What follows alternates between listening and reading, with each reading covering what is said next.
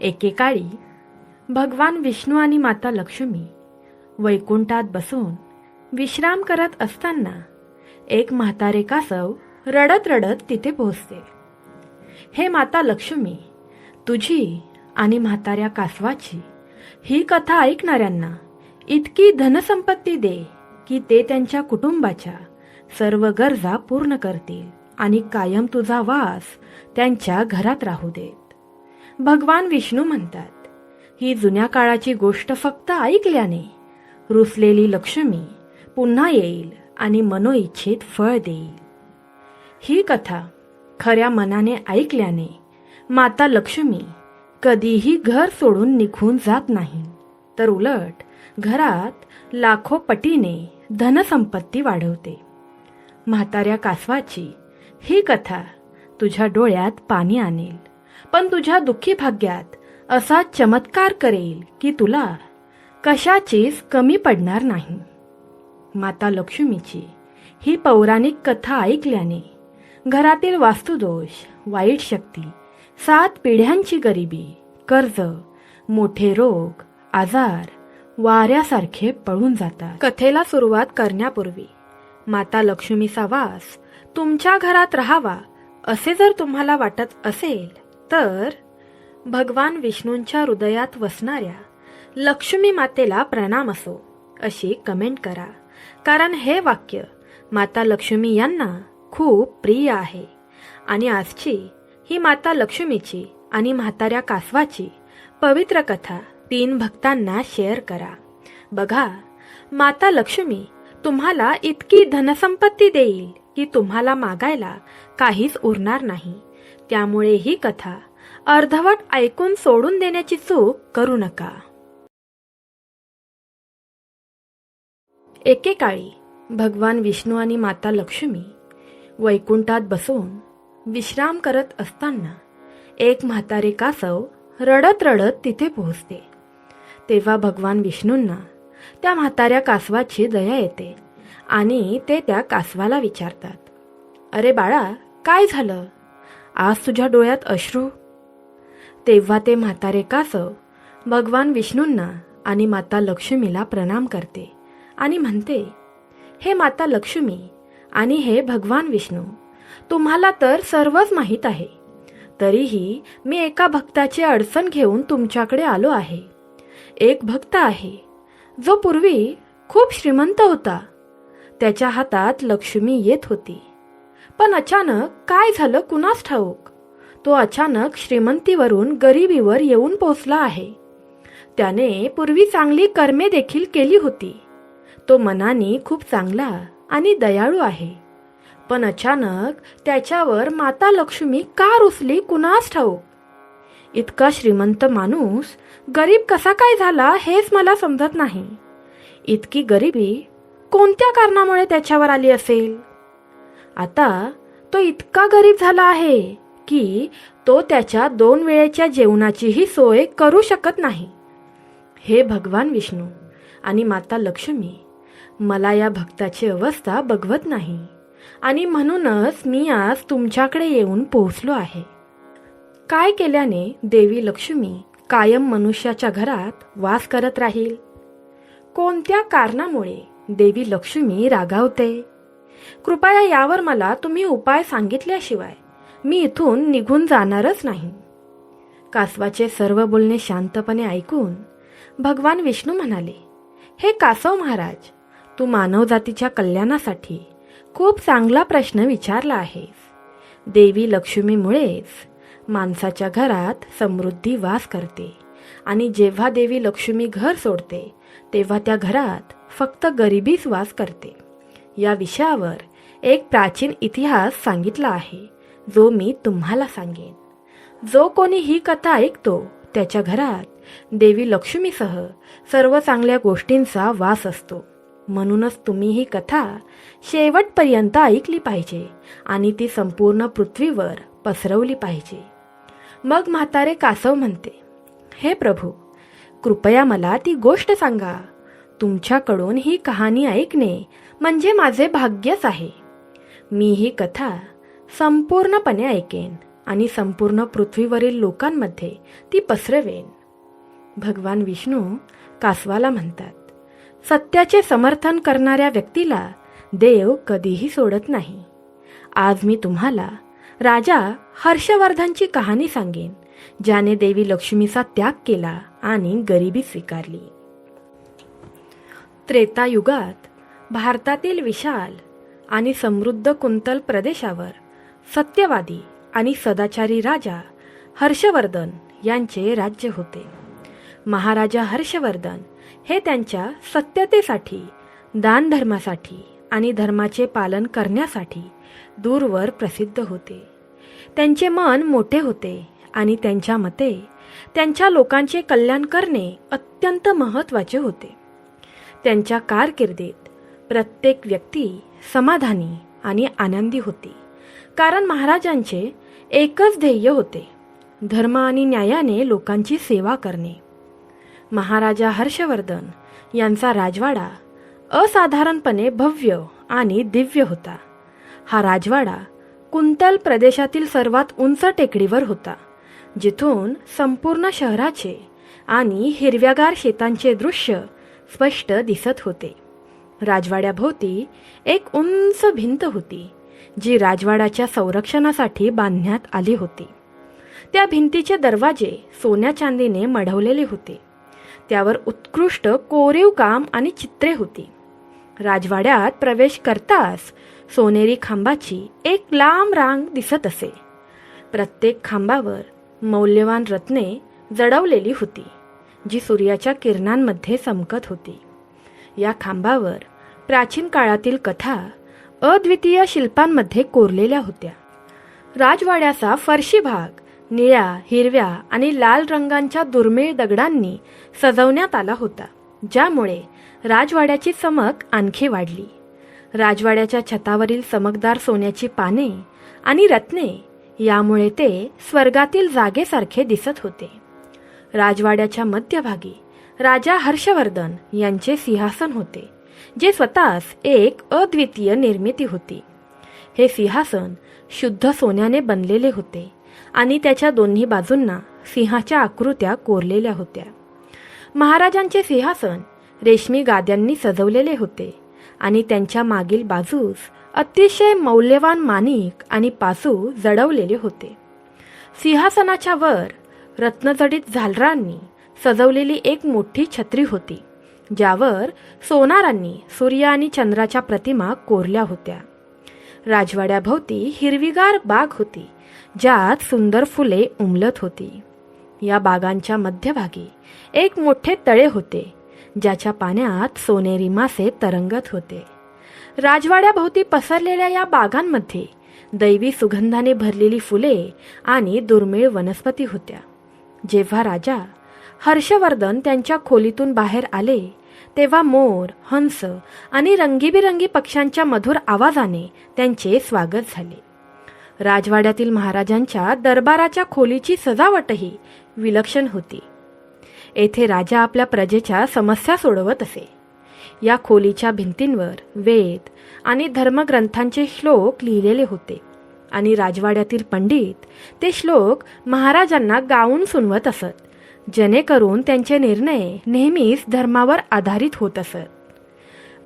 महाराजा हर्षवर्धन यांच्या महानतेचे आणि दयाळू स्वभावाचे उदाहरण संपूर्ण कुंतल प्रदेशात प्रसिद्ध होते. तो असा राजा होता जो केवळ आपल्या प्रजेचेच रक्षण करत नव्हता, न्यायाचेच पालन करत नव्हता, तर त्यांच्या सुखदुःखातही सहभागी होत होता. महाराजा हर्षवर्धन यांनी एक अनोखी प्रतिज्ञा घेतली होती. यावरून त्यांच्या उदारतेचा पुरावा मिळाला होता. जर कोणत्याही सामान्य माणसाचा माल बाजारात विकला गेला नाही, तर तो माल तो स्वतः खरेदी करायचा, जेणेकरून कोणताही व्यापारी किंवा कारागीर रिकाम्या हाताने घरी परतणार नाही. या प्रतिज्ञेतून त्यांचे आपल्या लोकांप्रती असलेले अपार प्रेम आणि भक्ती दिसून यायची. जसजशी संध्याकाळची वेळ व्हायची, बाजारातील गर्दी कमी व्हायची आणि लोक आपल्या घरी हळूहळू परतू लागायचे, तसतसे महाराजांचे नोकर शहरात फिरायला जायचे. त्यांचे लक्ष अशा लोकांवर होते जे काही कारणास्तव त्यांचा माल विकू शकले नाहीत. मग तो गरीब शेतकरी असो, जो आपल्या कष्टाने आणलेले धान्य विकू शकत नव्हता, किंवा स्वतःच्या हातांनी बनवलेले कपडे विणण्याचा प्रयत्न करणारा विणकर असो, किंवा इतर वस्तू विकण्यासाठी आलेला छोटा दुकानदार असो, महाराजांच्या सर्व नोकरांच्या आणि त्यांच्या सहकाऱ्यांच्या हातात राजाचे आदेश होते, जे अत्यंत संवेदनशीलतेने आणि आदराने पाळले जात होते. जेव्हा जेव्हा तो एखाद्याला आपले सामान घेऊन काळजीत बसलेले पाहत असे, तेव्हा तो थेट त्याच्याकडे जायचा आणि त्याच्या समस्या ऐकून घ्यायचा. नोकर नम्रपणे विचारायचे, भाऊ, तुम्ही इथे विकण्यासाठी आणलेल्या अन्नाची, कपड्यांची आणि इतर वस्तूंची किंमत किती आहे? आणि त्या व्यक्तीने कोणतीही किंमत सांगितली तरी नोकर ती वस्तू योग्य किमतीत खरेदी करत, जेणेकरून त्याचे कोणतेही नुकसान होणार नाही आणि त्याचे मनोबल उंच राहील. हे सर्व महाराजांच्या आदेशावरून घडले, पण ते अशा प्रकारे केले गेले की कोणालाही ते दान आहे असे वाटले नाही, तर ते राजाचे एक प्रकारचे समर्थन आणि सहकार्य होते, जे त्याच्या प्रजेवरील प्रेमाचे प्रतिबिंब होते. आणि त्यांच्या हृदयात केवळ कृतज्ञताच जागृत झाली नाही, तर महाराजांबद्दल अपार आदर देखील निर्माण झाला. राजाच्या या दयाळूपणामुळे आणि उदारतेमुळे त्यांच्या राज्यात कोणीही उपाशी, तहानलेले किंवा दुःखी राहत नसायचे.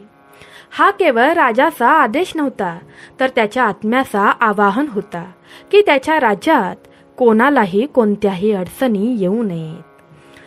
महाराजांच्या या धोरणामुळे केवळ आर्थिकदृष्ट्या कमकुवत असलेल्या लोकांनाच आधार मिळाला नाही, तर त्यांच्या राज्यातील प्रत्येक व्यक्तीला त्यांच्या कामाबद्दल समाधान आणि आदर वाटेल याची खात्री महाराज देत होते.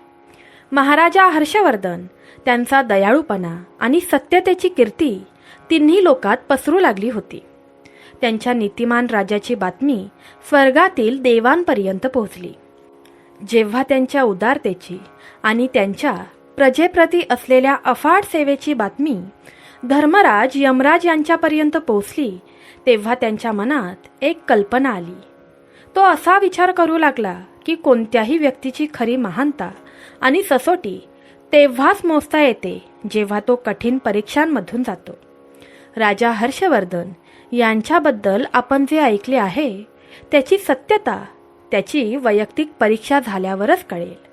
धर्मराजाने लगेचच एक योजना आखली की तो स्वतः ब्राह्मणाचा वेश घेऊन राजा हर्षवर्धनच्या शहरात जाईल आणि त्याच्या उदारतेची परीक्षा घेईल.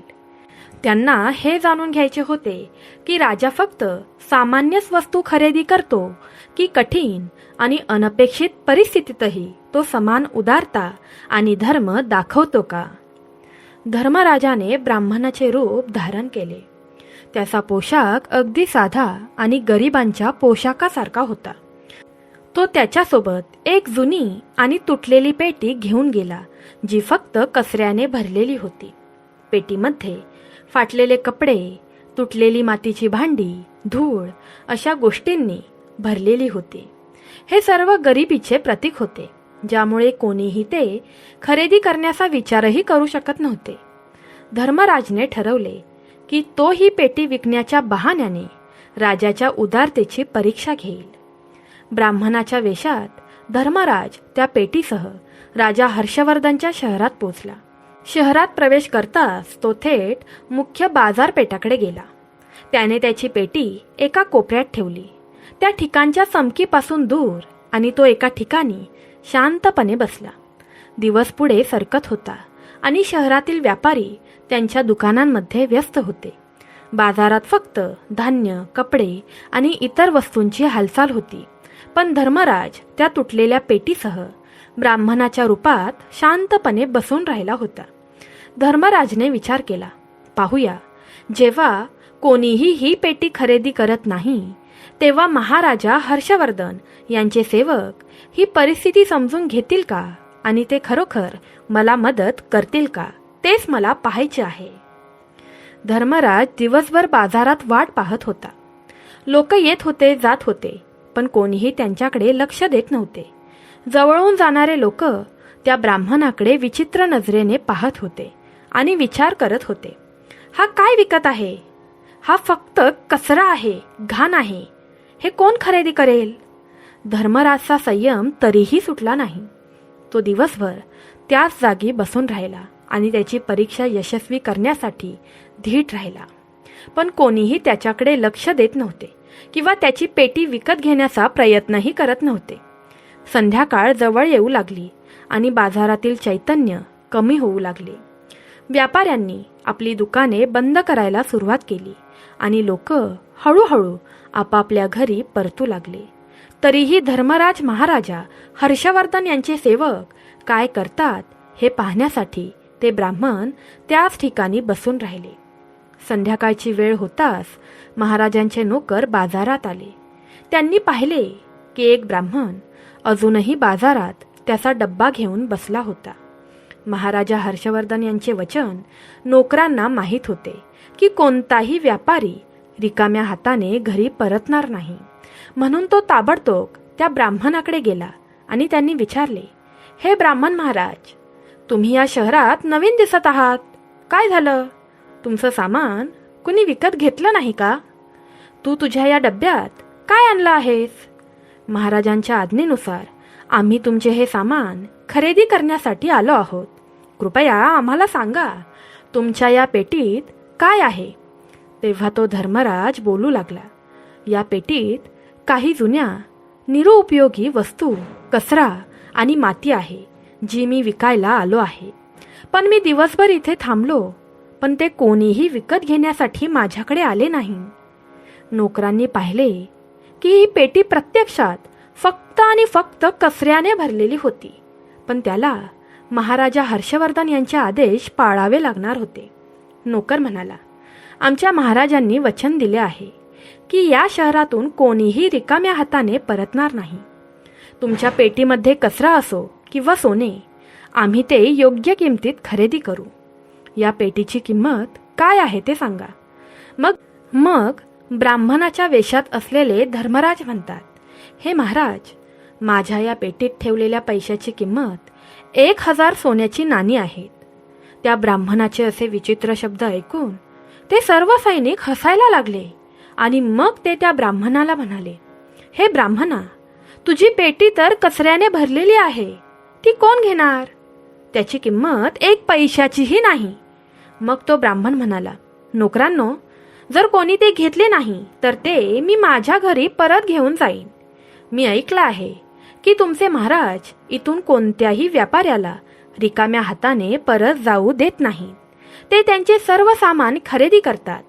तेव्हा त्यातील एक सेवक म्हणतो, हे ब्राह्मण, तुम्ही हे बरोबर ऐकलं आहे. आमचे महाराज कोणत्याही व्यापाऱ्याला खाली हात पाठवत नाहीत. त्यांचा सर्व माल खरेदी करतात. म्हणूनच तुम्ही थोडा वेळ थांबा. आम्ही आत्ताच महाराजांकडे जाऊन येतो. मग त्या सेवकांपैकी एक नोकर राजा हर्षवर्धनकडे जातो आणि त्यांना म्हणतो, हे राजा, आपल्या शहरातील बाजारात एक ब्राह्मण आला आहे. तो खूप विचित्र आहे. तो कचऱ्याने भरलेली एक पेटी घेऊन आला आहे. तो म्हणत आहे की त्याची किंमत 1000 सोन्याची नाणी आहेत.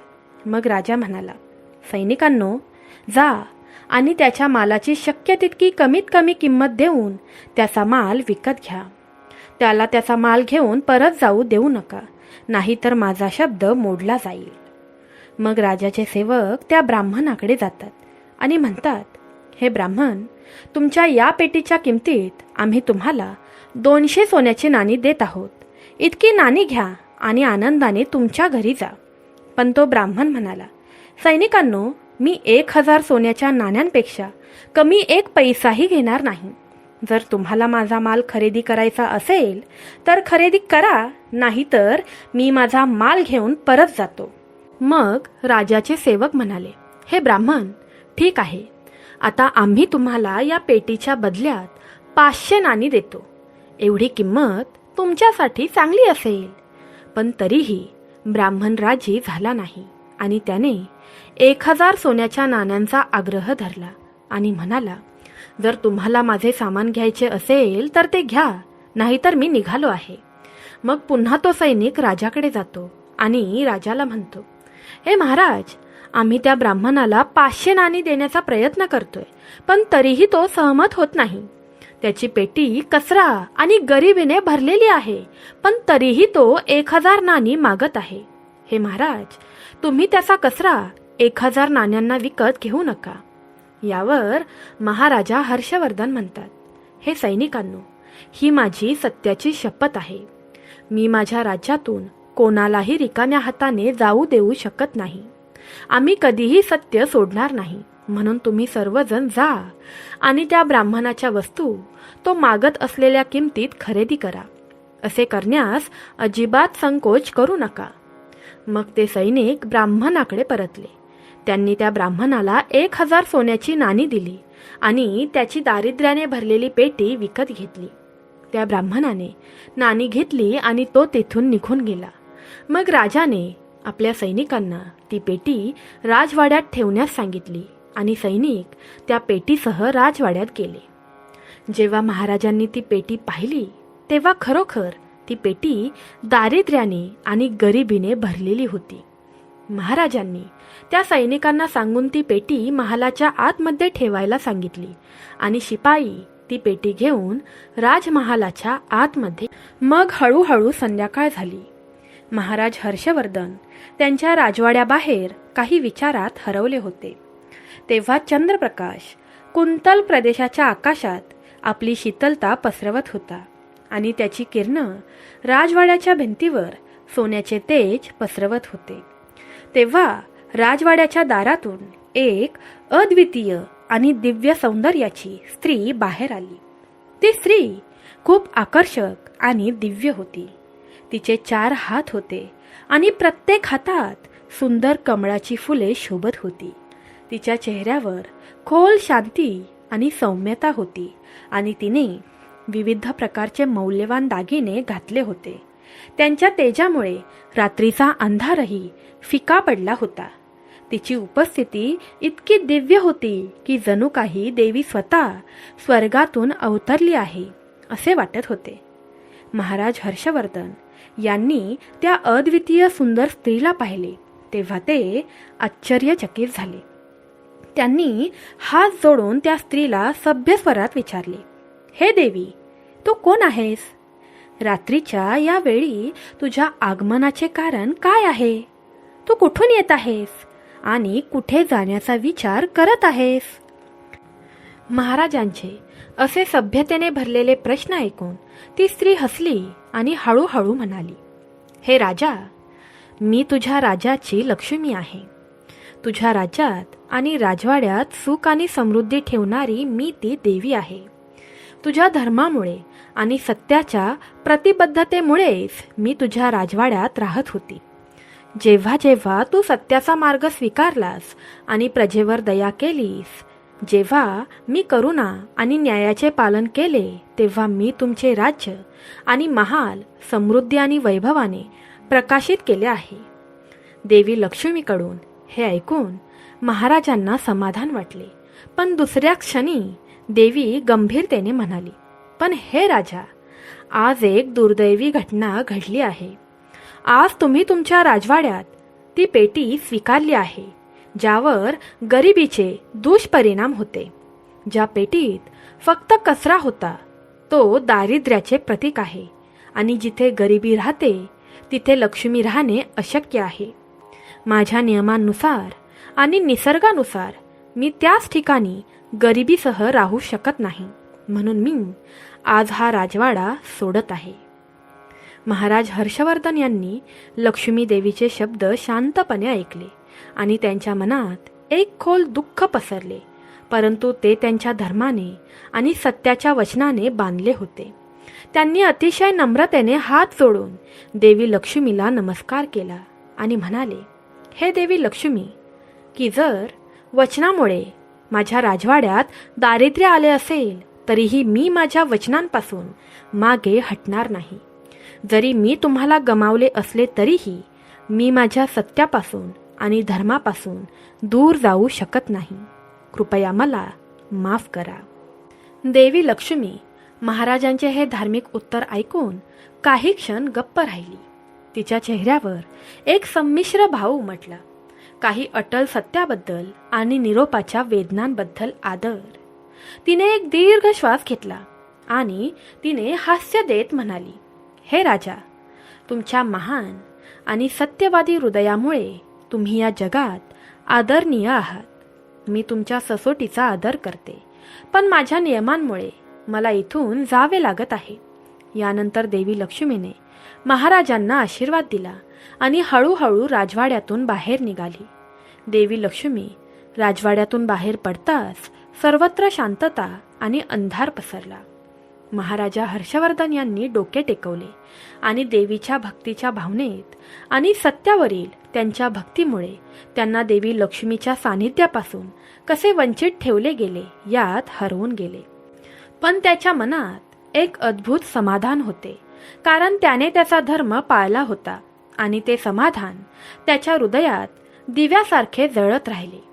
देवी लक्ष्मी राजवाड्यातून बाहेर पडल्यानंतर राजा हर्षवर्धन राजवाड्याबाहेर विचारात गढून बसला होता. देवी लक्ष्मीच्या जाण्याने त्याला खूप दुःख झाले, पण त्याच्या सत्यतेमुळे आणि वचनबद्धतेमुळे तो समाधानी देखील होता. मग त्यांना अचानक आणखी एक अद्भुत दृश्य दिसले. राजवाड्याच्या दारातून एक अतिशय देखणा आणि तेजस्वी तरुण बाहेर येताना दिसला. त्याचा चेहरा तेज आणि दिव्यतेने उजळून निघाला होता. त्याच्या चालण्यात एक खानदानी भाव होता आणि त्याचे डोळे खोलीने आणि करुणेच्या अमर्याद साठ्याने चमकत होते. त्याचे कपडे रेशमी आणि भव्य होते आणि तो देवासारखा दिसत होता. जेव्हा महाराजा हर्षवर्धन यांनी त्या देखण्या माणसाला पाहिले तेव्हा ते पुन्हा एकदा आश्चर्यचकित झाले. मनाची शांती राखत त्याने त्या तरुणाला अभिवादन केले आणि एक सभ्य शब्द बोलले, हे देवा, तू कोण आहेस? तू इथे का आला आहेस आणि आता तू कुठे जात आहेस? त्या तरुणाने महाराजांकडे हसून पाहिले आणि सभ्यतेने उत्तर दिले, हे राजन, माझे नाव दान आहे. मी नेहमीच अशा ठिकाणी राहतो जिथे सत्य, सद्गुण आणि औदार्य असते.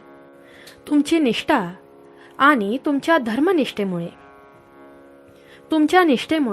तुमच्या धर्मनिष्ठेमुळे आणि तुमच्याप्रती असलेल्या प्रजेबद्दलच्या प्रेमामुळे, करुणेमुळे मी तुमच्या दरबारात राहायचो. तुमच्या राज्यात माझा आदर होता, कारण तुम्ही नेहमीच तुमचे संकल्प पाळले आणि प्रत्येक व्यक्तीला योग्य सहकार्य आणि मदत केली. पण राजा, आता देवी लक्ष्मी तुमच्या राजवाड्यातून निघून गेली आहे. जिथे लक्ष्मी नाही तिथे दान असू शकत नाही. लक्ष्मीशिवाय तुम्ही दान कसे करू शकाल? यामुळे आता मलाही या राजमहालाचा त्याग करावा लागेल. मी तुमची सत्यनिष्ठा आणि ही परीक्षा पाहून अत्यंत प्रभावित आहे, पण जिथे लक्ष्मी नाही तिथे मी राहू शकत नाही. महाराजा हर्षवर्धन यांनी त्या तरुणाचे हे शब्द शांत मनाने ऐकले. त्याने आपल्या भावनांवर नियंत्रण ठेवले आणि हात जोडून तो नम्रपणे बोलू लागला, हे प्रभू, जशी तुझी इच्छा. जर तुम्हाला इथे राहणे शक्य नसेल तर मी तुम्हाला निघण्याची परवानगी देतो. माझ्यासाठी सत्य आणि धर्माचे पालन करणे अत्यंत महत्त्वाचे आहे. माझ्या राजवाड्यात जरी गरिबी पसरली, माझी संपत्ती आणि वैभव नष्ट झाले, तरीही मी माझ्या वचनांपासून आणि माझ्या धर्मापासून कधीही विचलित होऊ शकत नाही. माझ्या निर्णयाबद्दल तुमच्या भावना काहीही असोत, त्या तुमच्या स्वतःच्या मते आहेत, पण माझा मार्ग सत्याचा मार्ग आहे आणि मी या मार्गापासून कधीही विचलित होऊ शकत नाही. राजाचे हे शब्द ऐकून तो तरुण प्रत्यक्षात जो दात्याचे मूर्त स्वरूप होता तो काही वेळ राजाकडे पाहतच राहिला. त्याचे डोळे राजाबद्दल आदराने भरून आले आणि तो नतमस्तक झाला आणि म्हणाला, हे राजा, तुमची सत्याची भक्ती आणि धर्माचे पालन करण्याचा तुमचा दृढ निश्चय केवळ पृथ्वीवरच नाही तर स्वर्गातही अमर राहील. तुमच्या या महान आदर्शाने मी खूप प्रभावित झालो आहे आणि जरी मला आता येथून निघून जावे लागले तरीही तुमची ही महानता कायम माझ्या लक्षात राहील. त्या तरुणाला पाहून असे वाटत होते की या संसारात याच व्यक्तीमुळे वैभव प्राप्त होते. हळूहळू तो राजवाड्याच्या दारातून बाहेर पडताच त्याचे तेजस्वी रूप आणि त्याचे दिव्यत्व राजवाड्यातून नाहीसे झाले. महाराजांनी पुन्हा एकदा त्याला दुःखी अंतकरणाने जाताना पाहिले, परंतु त्याच्या आत्म्यात धर्म आणि सत्याचा दिवा जळत होता, ज्यामुळे त्याचे हृदय समाधानी आणि स्थिर होते. महाराजांच्या राजवाड्यातून दानाचे निघणे हे त्या राजवाड्यासाठी एक खास क्षण होता. आत्तापर्यंत संपत्ती, भव्यता आणि दानशूरपणाचे प्रतीक असलेला हा राजवाडा आता हळूहळू आपला तेज गमावत होता. पण महाराजा हर्षवर्धन यांचे मन अजूनही शांत होते, कारण ते अजूनही हे सत्य स्वीकारत होते की सत्याच्या भक्तीमुळे त्यांना त्यांची संपत्ती आणि दानधर्म सोडावे लागले. महाराज अजूनही राजदरबाराच्या दारातच उभे होते. ते पूर्णपणे विचारात गेले होते. मग राजवाड्याच्या दाराशी आणखी एक देखणा आणि तेजस्वी मनुष्य दिसला. त्याच्या उपस्थितीत एक दिव्य प्रकाश होता. जणू काही त्याच्या सभोवताली यज्ञ अग्नीची पवित्रता होती. त्याच्या तेजस्वीपणामुळे आणि तेजामुळे असे वाटत होते की तो जणू राजवाड्यात राहणाऱ्या देवाचे स्वरूप आहे. जेव्हा महाराजांनी त्या प्रतिष्ठित पुरुषाला पाहिले तेव्हा ते आश्चर्यचकित झाले आणि हात जोडून त्यांनी नम्रपणे विचारले, हे प्रभू, तुम्ही कोण आहात आणि सध्या कुठे जात आहात? तुम्ही राजवाडा सोडण्याचे कारण काय आहे आणि तुम्ही पण मला सोडून निघून जात आहात का? तेव्हा त्या तेजस्वी पुरुषाने शांतपणे उत्तर दिले, हे राजा, माझं नाव यज्ञ आहे. मी तोच आहे ज्याच्यामुळे तुमच्या राज्यात पवित्रता आणि शांतता होती. सत्याच्या प्रती समर्थनच ही गोष्ट मला तुमच्या राजमहालात येऊन समजली होती. जोपर्यंत तू सत्यवादी आणि दानशूर होतास तोपर्यंत मी या महालात राहिलो. तुमच्या राज्यात प्रत्येक यज्ञ आणि प्रत्येक पूजा यशस्वीरित्या पार पडली, कारण लक्ष्मी तुमच्या राजवाड्यात वास करत होती आणि तुमच्या उदारतेमध्ये दान धर्माचा समावेश होता. पण आता राजा, परिस्थिती बदलली आहे. आज तुमच्या धर्माचे पालन करताना तुम्ही गरिबी आणि दुःखाने भरलेली एक पेटी स्वीकारलात. म्हणूनच देवी लक्ष्मी तुमचा महाल सोडून गेली आहे आणि तिच्या जाण्यानंतर मला इथे थांबणे चुकीचे वाटत आहे. आता जिथे लक्ष्मी निवास नाही तिथे लक्ष्मीशिवाय यज्ञासाठी आवश्यक गोष्टी कशा मिळतील आणि दानाशिवाय यज्ञ संपन्न कसे होऊ शकेल? यज्ञाचे सर्वात महत्त्वपूर्ण अंग दान आहे. महाराजांनी यज्ञाच्या या गोष्टी ऐकून एका विचित्र वेदनेचा अनुभव घेतला, परंतु त्यांची सत्यनिष्ठा आणि धर्माप्रती असलेल्या प्रेमाने पुन्हा एकदा त्यांनी शांत केले. त्यांनी शांत स्वरात उत्तर दिले, हे प्रभू, तुम्ही जे काही म्हणत आहात ते खरे आहे. लक्ष्मी आणि दान धर्माशिवाय यज्ञाला येथे राहणे अशक्यच आहे. पण माझ्यासाठी सत्याचे अनुसरण करणे सर्वात महत्त्वाचे आहे. मी माझ्या शब्दापासून आणि वचनबद्धतेपासून मागे हटू शकत नाही.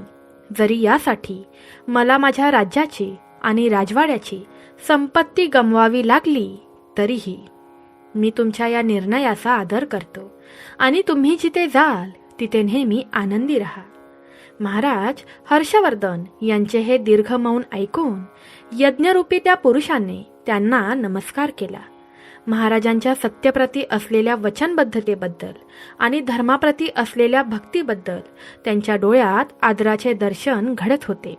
तो शांतपणे म्हणाला, राजा, तुमचा हा आदर्श नेहमीच अमर राहील. यज्ञपी आता मी इथून निघून जात आहे, पण तुझा त्याग आणि सत्यता युगानयुगे चर्चिली जाईल. तुम्ही तिन्ही लोकांमध्ये एक उदाहरण बनले आहात आणि तुमच्या सत्यावरील प्रेमाचा प्रभाव येणाऱ्या पिढ्यांवर कायम राहील. असे म्हणत यज्ञरूपातील तो मनुष्य महाराजा हर्षवर्धन यांच्या राजवाड्यातून हळूहळू बाहेर पडला. त्यांच्या जाण्याने राजवाड्याच्या दिव्यतेत आणि भव्यतेत एक अदृश्य टोटा झाल्यासारखे वाटले. महाराजा हर्षवर्धन यांनी हे सर्व स्वतःच्या डोळ्यांनी पाहिले, परंतु धर्म आणि सत्याचा दृढ निश्चय त्यांच्या मनात अजूनही दृढ होता. त्यांच्या चेहऱ्यावर ना कसला पश्चाताप होता ना कसली तक्रार होती. मग काही वेळाने आणखी एक अतिशय देखणा पुरुष राजवाड्यातून बाहेर पडताना दिसतो. तेव्हा राजाने त्यालाही विचारले, हे महाशय, तू कोण आहेस आणि तू हा राजवाडा का सोडत आहेस? मग तो माणूस म्हणाला, हे राजा, मी यश आहे.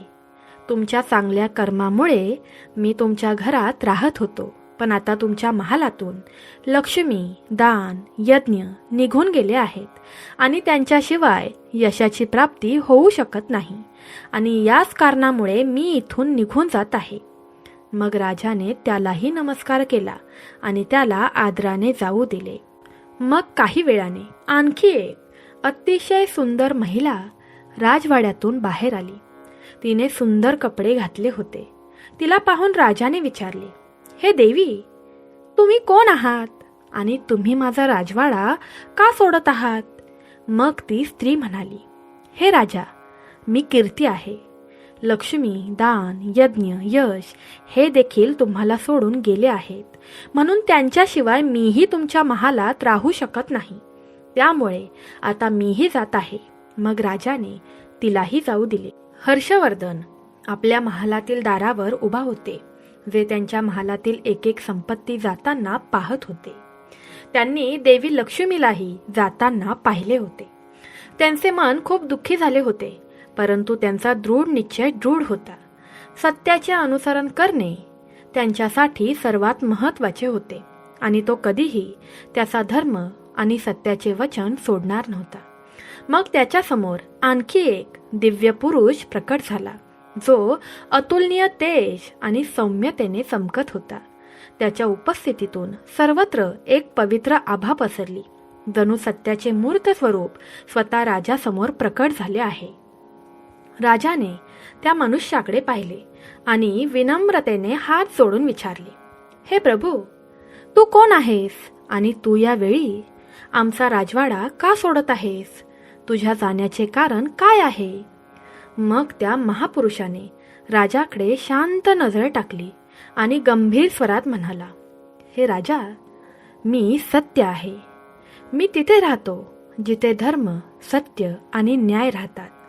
तुमच्या सत्यतेमुळे आणि धर्माचे पालन केल्यामुळे मी तुमच्या राजवाड्यात राहायचो, पण आता लक्ष्मी, दान, यज्ञ, यश, कीर्ती हे सर्व एक एक करून तुमचा राजवाडा सोडून गेले आहेत.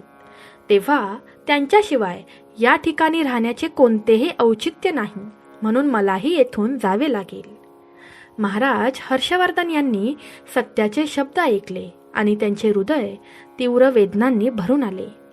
ते गंभीर आणि नम्र स्वरात सत्याला म्हणाले, हे सत्य, तूही मला सोडून जात आहेस का? पण मी तुला कधीच सोडलं नाही. माझे जीवन नेहमीच तुझ्या गौरवाबद्दल राहिले आहे. सर्व काही एक एक करून निघून गेले आहे. मी तुला कधीही सोडले नाही. उलट तुझ्यामुळे मी या त्यागाचे दुःख सहन केले आहे. तू मला कसे सोडून जाऊ शकतोस? महाराजांनी आपला मुद्दा सविस्तरपणे सांगितला आणि म्हणाले, हे सत्य, माझ्या या राज्याचे वचन आहे की येथून कोणीही रिकाम्या हाताने परतणार नाही. जो कोणी व्यापारी किंवा व्यक्ती आपला माल विकायला येईल, जर त्याचा माल विकला गेला नाही तर मी तो स्वतः खरेदी करतो. हा माझा संकल्प आहे आणि हे माझे वचन आहे. या सत्याचे रक्षण करण्यासाठी आज मी त्या ब्राह्मणाकडून पेटीत भरलेले दारिद्र्य देखील विकत घेतले आहे. मी त्याला 1000 सोन्याची नाणी दिली आहेत आणि त्यांचे सामान माझ्या महालात ठेवले आहे, जेणेकरून माझे सत्य आणि वचन अढळ राहील. पण गरिबीच्या त्या पेटीमुळे देवी लक्ष्मीने मला सांगितले की ती गरिबीसोबत जगू शकत नाही. तिच्या जाण्याने दान, त्याग, कीर्ती, यश आणि वैभव हे सर्व मला सोडून गेले. मी आनंदाने माझ्या सत्याचे अनुसरण करण्यासाठी ते सर्व सोडले आणि आता तूही मला सोडून जात आहेस. किती विडंबना आहे. हे सत्य, सत्याशी माझे बंधनच माझ्याकडून सर्वस्व हिरावून घेतले. महाराज हर्षवर्धन यांची दृढता आणि सत्यतेचा हा आवाज ऐकून सत्याचे रूप धारण केलेल्या त्या महान पुरुषाच्या चेहऱ्यावर गंभीरतेची भावना उमटली होती. तो काही क्षण गप्प राहिला आणि मग त्याच्या डोळ्यात महाराजांबद्दलची एक खोल श्रद्धा आणि आदराची भावना चमकू लागली. तो पुढे झाला आणि महाराजांना नमस्कार करत म्हणाला, हे राजा, तुमच्या या शब्दांनी माझे हृदय व्यापून टाकले आहे. मी तुम्हाला सोडून कसा जाऊ शकतो? जर तुमची ही सत्यता केवळ तुमच्या राजवाड्यापुरती मर्यादित राहिली नाही तर सर्व जगात अमर राहिली आहे, तर आत्तापासून मी नेहमीच तुमच्या राजवाड्यात राहीन आणि तुमच्या त्यागाचा आणि दृढ निश्चयाचा पुरावा म्हणून येथेच कायम राहीन. सत्याचे हे शब्द ऐकून महाराजा हर्षवर्धन यांचे हृदय समाधानाने आणि अभिमानाने भरून आले. त्यांच्या डोळ्यात अश्रू होते. त्यांनी एक दीर्घ श्वास घेतला आणि त्यांच्या ससोटीसाठी कृतज्ञता व्यक्त केली. सत्याचे हे दिव्य रूप राजवाड्यात पुन्हा प्रवेश केले गेले आणि त्यासोबत राजाच्या मनात अमर्याद समाधान आणि शांतीची भावना निर्माण झाली. सत्याच्या महालात परत येताच असे वाटले की जणू काही एक पवित्र आणि दिव्य आभा पुन्हा एकदा संपूर्ण राजवाड्यात पसरली आहे. मग थोड्याच वेळात एक सुंदर स्त्री पुन्हा परत येताना दिसली. महाराजांनी तिला पाहिले आणि शांतपणे हसत म्हणाले, हे देवी, तू कीर्ती आहेस ना? आता थोड्याच वेळापूर्वी तू मला सोडून गेली होतीस, मग अचानक पुन्हा परत का आली आहेस? राजा म्हणाला की तुझ्या जाण्याचे कारण काहीतरी वेगळे होते. आता तुझ्या परत येण्याचे काही खास कारण आहे का? कीर्तीने महाराजांकडे प्रेमाने पाहिले. तिच्या डोळ्यात जवळीक आणि आपुलकीची भावना होती. तिने महाराजांना नम्रपणे उत्तर दिले, हे राजा, होय, मी कीर्ती आहे. मी खरोखरच तुमचा हा महाल सोडला होता.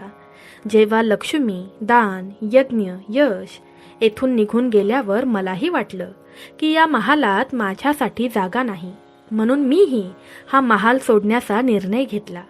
पण हे राजन, निघताना मला जाणवले की मी खूप मोठी चुकी केली आहे. मी लक्ष्मी, यज्ञ, दान आणि यशाशिवाय जगू शकते, पण सत्याशिवाय नाही.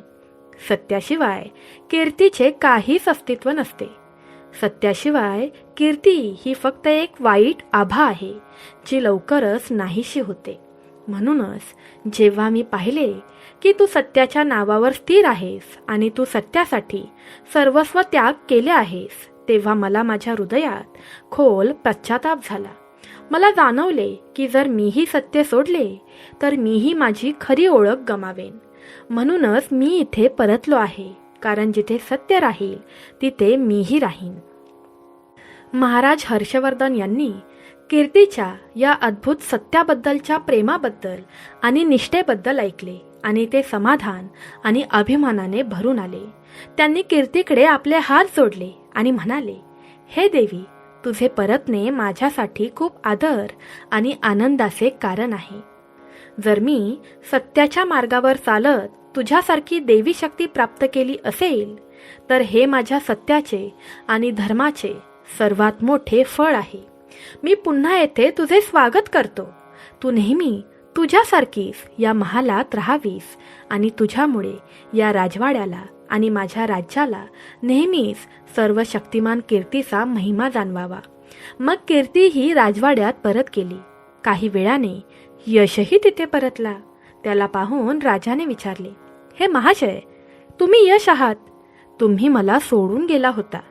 तुम्ही परत का आला आहात? मग यश म्हणाला, हे राजा, राजा कितीही श्रीमंत किंवा दानशूर असला तरीही त्याला सत्याशिवाय यश मिळू शकत नाही. म्हणूनच जिथे सत्य राहते तिथे मीही राहतो. मी सत्याशिवाय राहू शकत नाही. असे म्हणत यशने राजवाड्यात प्रवेश केला. काही वेळाने यज्ञही परतला. राजा हर्षवर्धन त्याला पाहून आनंदाने आश्चर्यचकित झाला. त्याने हात जोडून नम्रपणे विचारले, हे महाराज, तुम्ही तोच यज्ञ आहात ना, जो काही काळापूर्वी मला सोडून गेला होता? तुम्ही आता अचानक का आला आहात?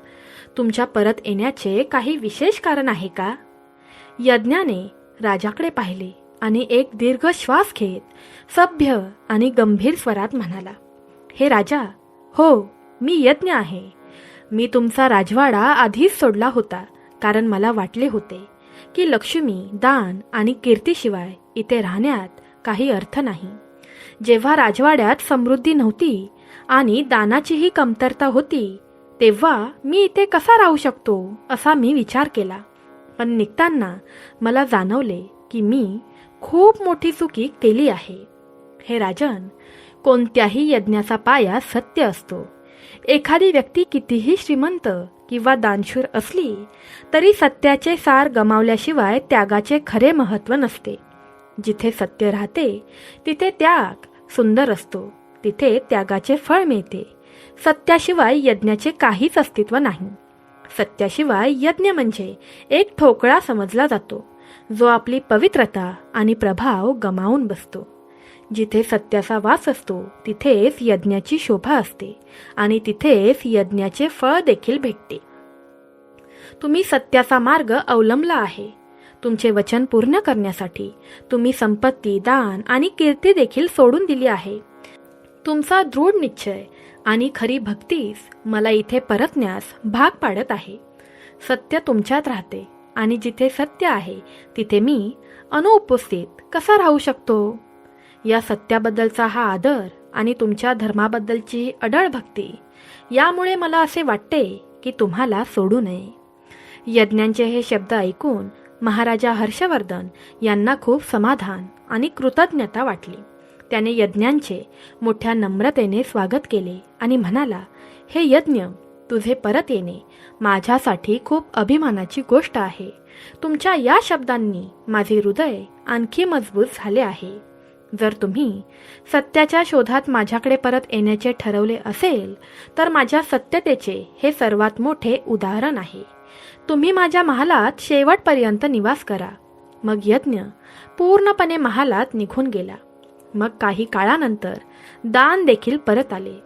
राजाने त्या दिव्य पुरुषाला पाहिले आणि तू कोण आहेस हे त्याला मनापासून माहीत असूनही त्याने त्याला नम्रपणे विचारले, अरे महाराज, तुम्ही तेच दान आहात का जे काही काळापूर्वी मला सोडून गेले होते? आता तुम्ही परत का आला? तुमच्या परत येण्याचे काही खास कारण आहे का? दानाचे प्रतीक असलेला तो मनुष्य राजाचे हे नम्र शब्द ऐकून शांतपणे हसला आणि नम्र स्वरात म्हणाला, हे राजा, होय, मी दानशील आहे. काही काळापूर्वी मी तुमचा राजवाडा सोडला होता, कारण लक्ष्मी आणि यज्ञ येथून निघून गेले होते. मला वाटले की जेव्हा राजवाड्यात संपत्ती आणि यज्ञांचा अभाव नसेल तेव्हा दानाचे इथे राहणे अशक्य होईल. परंतु जेव्हा मी हा राजवाडा सोडला आणि सत्य आठवले तेव्हा मला जाणवले की माझा निर्णय चुकीचा होता. माझी ओळख सत्याशी आहे आणि जिथे सत्य राहते तिथे दानाचे खरे महत्त्व आहे. आपला मुद्दा स्पष्ट करताना दान पुढे म्हणाले, हे राजा, सत्याशिवाय दानाला काहीही अर्थ नाही. माणूस कितीही श्रीमंत असला तरीही जर तो सत्याच्या मार्गापासून दूर असेल तर त्याच्या संपत्तीला काहीच किंमत नाही. तो कितीही पैसे दान करतो तरीही खऱ्या प्रामाणिकपणाशिवाय ते दान केवळ बाह्य दिखावा राहते. दान धर्माचे खरे मूल्य तेव्हाच असते जेव्हा ते सत्याच्या आचरणातून उद्भवत नाही. तुमच्याकडे सत्याबद्दल असाधारण भक्ती आणि समज आहे आणि हे पाहून मला समजले की माझे स्थान फक्त तुमच्या राजवाड्यात आहे. म्हणूनच मी तुमच्या सत्यतेचा आदर करून परतलो आहे. दानाचे हे शब्द ऐकून महाराजा हर्षवर्धन यांना मनापासून समाधान आणि कृतज्ञता वाटली. त्यांच्या डोळ्यात एक नवीन चमक आली आणि त्याने त्या दिव्य पुरुषाला आदराने नतमस्तक केले. राजाने हात जोडून म्हटले, दान, तुझे परत येणे माझ्यासाठी खूप अभिमानाची गोष्ट आहे. तुमच्या खऱ्या निष्ठेमुळे आणि समर्पणामुळेच माझा राजवाडा पवित्र आणि आदरणीय राहील. मी तुमचे मनापासून स्वागत करत आहे. या राजवाड्यातील तुमची उपस्थिती आमच्या राजाच्या अभिमानाचे आणि धर्माचे प्रतीक राहील. मग दान म्हणाला, हे राजा, सत्याबद्दलचे तुमचे समर्पण आणि धर्माप्रती दृढता तुमची कीर्ती तिन्ही लोकात अमर करेल. मी येथे कायमचे राहीन आणि तुमच्या सत्यतेच्या आणि धर्माच्या या महालात दानाचे पावित्र्य राखेन. इतकं बोलून तो दानरूपी पुरुष महालाच्या आतमध्ये निघून गेला. मग काही वेळाने महाराजा हर्षवर्धन यांनी साक्षात देवी लक्ष्मीला पाहिले आणि त्यांच्या चेहऱ्यावर आश्चर्य आणि आदराची भावना आली. त्यांनी लगेचच हात जोडून नम्रपणे विचारले, हे माता लक्ष्मी, तू खरंच परत आली आहेस? तू तर मला सोडून निघून गेली होतीस, मग पुन्हा इकडे परत येण्याचे काय कारण? देवी लक्ष्मीने तिच्या दिव्य हास्याने महाराजांकडे पाहिले आणि त्यांच्या सत्यतेबद्दल आणि धर्माप्रती असलेल्या भक्तीबद्दल तिचे मनापासून कौतुक व्यक्त केले आणि म्हणाली, हे राजा, ही तुमच्या सत्यतेची परीक्षा होती. मी इथून निघाले तेव्हा मला तुमच्या सत्याची ताकद तपासायची होती. कीर्ती, दान, त्याग आणि वैभव सर्व तुमच्या ठिकाणाहून निघून गेले होते, पण तू कधीही सत्याचा मार्ग सोडला नाहीस. तू सत्याच्या प्रती कायम प्रामाणिक राहिलास. मला हे पाहायचे होते की या कठीण परिस्थितीत तू तुझ्या धर्माचे पालन करतोस की नाही. माता लक्ष्मी पुढे म्हणाली, आता हे स्पष्ट झाले आहे की तुमच्या सानिध्यात केवळ सत्यच नाही तर कीर्ती, दान, त्याग, वैभव देखील परत आले आहेत. आणि जिथे हे सर्व गुण असतात तिथे लक्ष्मीची उपस्थिती देखील आवश्यक असते, कारण लक्ष्मीशिवाय हे सर्व गुण अपूर्ण आहेत. तुमची सत्यनिष्ठा आणि धर्माप्रती असलेले प्रेम या सर्वांनी मला महालात राहायला भाग पाडले आहे. मी तुमच्या खऱ्या धर्माचे रक्षण करण्यासाठी येथे राहण्यासाठी पुन्हा परतली आहे. सत्याची ही दृढता हेच माझ्या परत येण्याचे खरे कारण आहे. देवी लक्ष्मीचे हे शब्द ऐकून महाराजा हर्षवर्धन यांनी नम्रपणे उत्तर दिले, हे लक्ष्मी माता, तुमच्या या आशीर्वादाबद्दल मी आभारी आहे.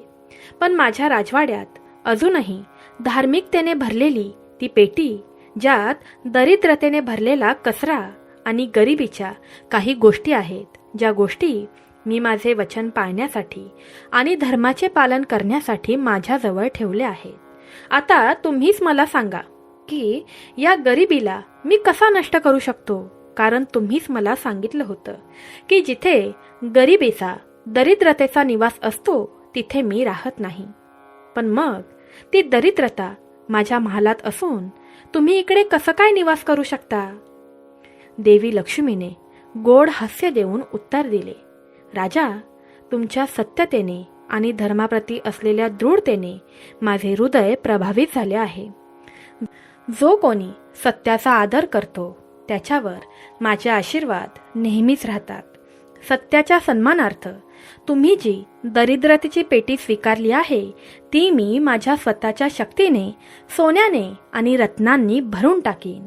आता ती पेटी गरिबीने नाही तर समृद्धीने भरलेली असेल. असे म्हणत देवी लक्ष्मीने आपला आशीर्वाद प्रकट केला. राजवाड्यात पाऊल ठेवले आणि महालाचे वातावरण दिव्यतेने भरून गेले. येथील वातावरणात एक अद्वितीय संचार झाला.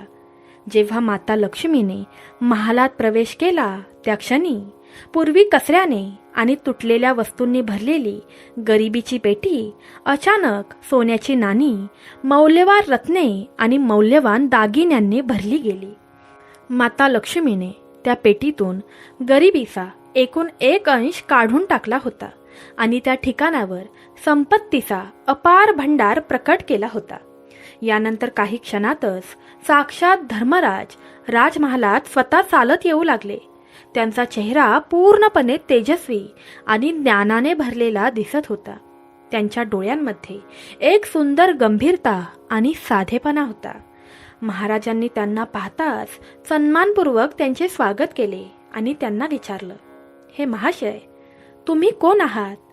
तुम्ही तर माझा त्याग केला नव्हता, मग आज तुम्ही माझ्या राजमहालात कोणत्या कारणामुळे प्रकट झाला आहात?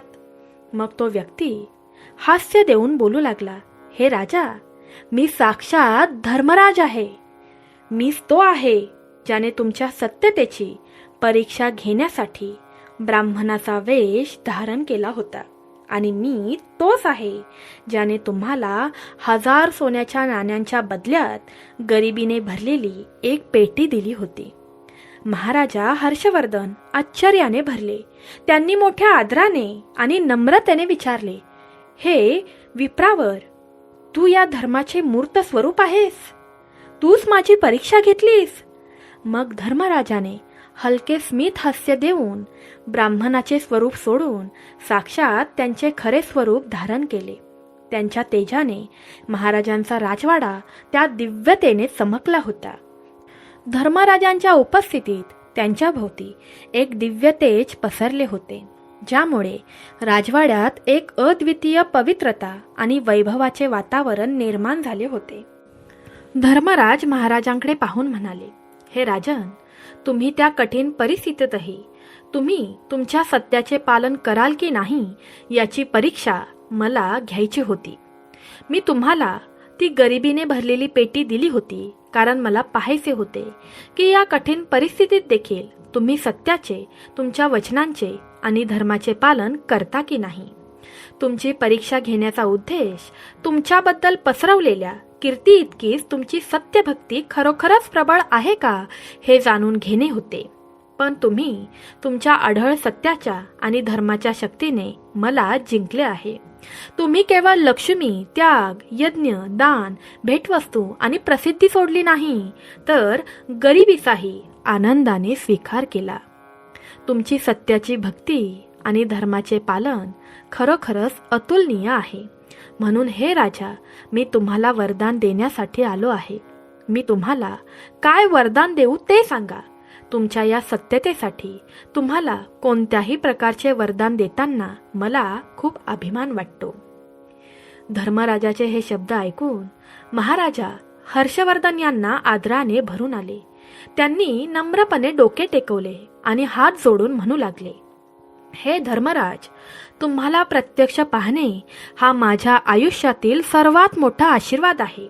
तुमची कृपा आणि आशीर्वाद मिळाल्याने मी धन्य झालो आहे. मला दुसरे काहीच नको. मी अशा प्रकारे सत्य आणि धर्माचे पालन करू शकेन यासाठी कृपया तुमचे आशीर्वाद माझ्यावर नेहमीच ठेवा. महाराजा हर्षवर्धन यांची ही नम्रता आणि समाधान धर्मराजाने पाहिले आणि त्यांच्या हृदयात आशीर्वादांचा वर्षाव झाला.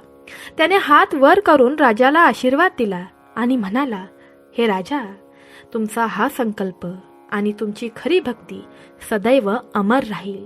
तुमचे नाव आणि तुमची कीर्ती तिन्ही लोकांमध्ये प्रतिध्वनित होईल. तुमचे राज्य नेहमी समृद्ध आणि आनंदी राहील. असे बोलून धर्मराज राजाला आशीर्वाद देऊन आपल्या दिव्य स्वरूपात अदृश्य झाला. मग भगवान विष्णू कासवाला म्हणतात, हे कासवा, अशा प्रकारे महाराजांनी त्यांच्या खऱ्या धर्मामुळे सर्वांना जिंकले होते. म्हणूनच मनुष्याने कधीही सत्याचा अनादर करू नये. माणसाने नेहमी सत्याचे अनुसरण केले पाहिजे. सत्याच्या मार्गावर चालणाऱ्या व्यक्तीसोबत लक्ष्मी, दान, त्याग, कीर्ती, यज्ञ, वैभव नेहमीच राहतात. तर भक्तांनो, अशा प्रकारे विष्णूंनी कासवाला महत्त्वाचे ज्ञान दिले. कासवाने हे ज्ञान संपूर्ण पृथ्वीवर पसरले आणि हे ज्ञान त्या दुःखी भक्ताला देखील सांगितले, ज्यामुळे त्या दुःखी भक्ताच्या भाग्यात माता लक्ष्मीचा चमत्कार झाला आणि माता लक्ष्मीजी काही कारणामुळे त्या व्यक्तीवर रुसली होती ती पुन्हा त्याच्या आयुष्यात परत आली. माता लक्ष्मीची कृपा सतत राहावी आणि ती आपल्यावर रुसू नये यासाठी कासवाने काही विशेष नियम त्या भक्ताला सांगितले. स्वच्छता आणि शुद्धता राखा. घर आणि परिसर स्वच्छ ठेवा. विशेषतः देवघर आणि मुख्य दरवाजा नेहमी स्वच्छ ठेवा. रात्री झोपताना ओटा, स्वयंपाकघर स्वच्छ करून झोपावे. दररोज सकाळी आणि संध्याकाळी घरात पूजा व दीप प्रज्वलित करावा. सदाचार आणि सत्यनिष्ठा पाळावी. कधीही अपवित्र किंवा अनैतिक मार्गाने संपत्ती कमवू नये. फसवणूक, खोटेपणा आणि अधर्माने मिळवलेली संपत्ती टिकत नाही. नेहमी परिश्रमाने व ससोटीने पैसा कमवावा. दान धर्म आणि परोपकार करावा. लक्ष्मी कृपेसाठी गरिबांना, ब्राह्मणांना आणि गरजू लोकांना दान करावे. प्रत्येक पौर्णिमेस किंवा शुक्रवारी गरिबांना अन्नदान किंवा वस्त्रदान करावे. अन्नाचा अपमान करू नये आणि उरलेले अन्न वाया घालवू नये. अन्न व अन्नपूर्णेचा सन्मान करावा. स्वयंपाकघर मन शुद्ध असावे. स्वयंपाक करताना मन शांत आणि शुद्ध असावे. अन्नाचा अपमान किंवा नासाडी केल्याने लक्ष्मी रुष्ट होते. देवी अन्नपूर्णेची पूजा करून आभार मानावे. घरात वाद कलह टाळावा. लक्ष्मी माता शांती आणि सौहार्द असलेल्या घरात वास करते. घरात भांडणं, शिवीगाळ, तणाव किंवा कटुता असू नये. घरातील सदस्यांनी एकमेकांवर प्रेम, विश्वास आणि सन्मान ठेवावा. शुक्रवारी माता लक्ष्मीची विशेष पूजा करावी. प्रत्येक शुक्रवारी देवी लक्ष्मीला खिरापत किंवा दूध, तूप, प्रसाद अर्पण करावा. कमळाचे फूल किंवा कुंकू अर्पण करून लक्ष्मी स्तोत्र किंवा श्रीसूक्त पठण करावे. विशेष सणांच्या दिवशी लक्ष्मी पूजन करणे अत्यंत शुभ मानले जाते. रात्री झोपण्यापूर्वी काही गोष्टी करणे टाळाव्यात. संध्याकाळी घर झाडू नये. असे मानले जाते की यामुळे लक्ष्मी घरातून निघून जाते. सूर्यास्तानंतर केस विंचरू नयेत. रात्री खोटी भाषा, नकारात्मक चर्चा, वाईट विचार करू नयेत. अनावश्यक खर्च आणि अपव्यय टाळावा. अनावश्यक खर्च आणि उधळपट्टी केल्यास धनलक्ष्मी रुष्ट होते. पैसे मिळवण्यासाठी अधार्मिक मार्गांचा अवलंब करू नये. गरजेपुरतेच पैसे खर्च करावेत आणि बचतीची सवय लावावी. देवतांचा आणि वृद्धांचा सन्मान करावा. वडीलधाऱ्या मंडळींचा, गरजूदारांचा आणि आई वडिलांचा मान सन्मान करावा. दिवसभरात श्रीसूक्त, कनकधारा स्तोत्र, लक्ष्मी स्तोत्र यांचे पठण करावे. तुळशीचे पूजन करणे अत्यंत शुभ मानले जाते. सकारात्मकता आणि संतोष बाळगावा. नेहमी सकारात्मक विचार ठेवावे. देवावर श्रद्धा ठेवावी. कधीही पैशासाठी असंतोष बाळगू नये किंवा इतरांच्या धनावर मत्सर करू नये. समाधान आणि कृतज्ञता हीच खरी लक्ष्मी मानली जाते. हे नियम पालन केल्यास माता लक्ष्मीची कृपा आपल्यावर सदैव राहील आणि आर्थिक समृद्धी व शांती प्राप्त होईल. तर भक्तांनो, अशा प्रकारे कासवाची आणि माता लक्ष्मीची कथा इथे संपत आहे.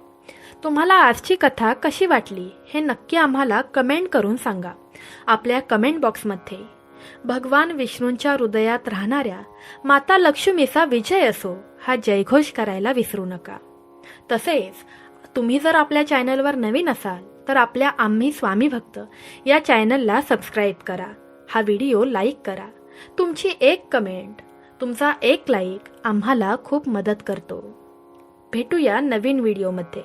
तोपर्यंत सर्वांनी तुमची काळजी घ्या. श्री स्वामी समर्थ. भगवान विष्णूंच्या हृदयात राहणाऱ्या माता लक्ष्मीचा विजय असो. श्री स्वामी समर्थ. राधे राधे.